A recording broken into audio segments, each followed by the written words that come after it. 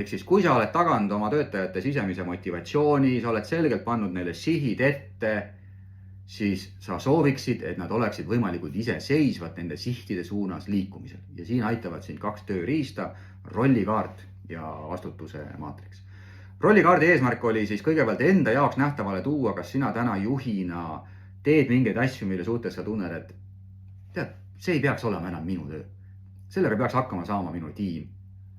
Selle vastutuse peaks võtma minu tiimis see inimene. Ja, et ma olen harjunud seda tegema, okei.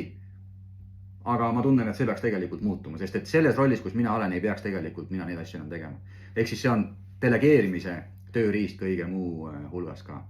Ja selleks said siis kasutada sellist lihtsat instrumenti nagu rollikaart, kus sa siis 1-2 nädala jooksul näiteks paned kirja kõik oma ülesanded, jagad nad mõttes või arvutis või paberil 3 rühma.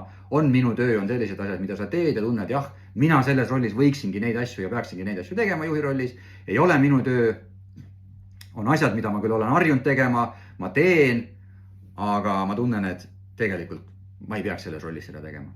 Ja võiks olla minu töö on need asjad, mida sa võib-olla tunned mõnikord, et sa ei saa ise teha, sa ei saa ise ära otsustada tüüpiliselt. Sa pead minema siis küsima kuskilt ülevalt poolt mingisuguse aktsepti, aga ei ole minu töö asjad, saad sa hakata siis mõtlema, kuidas ära delegeerida.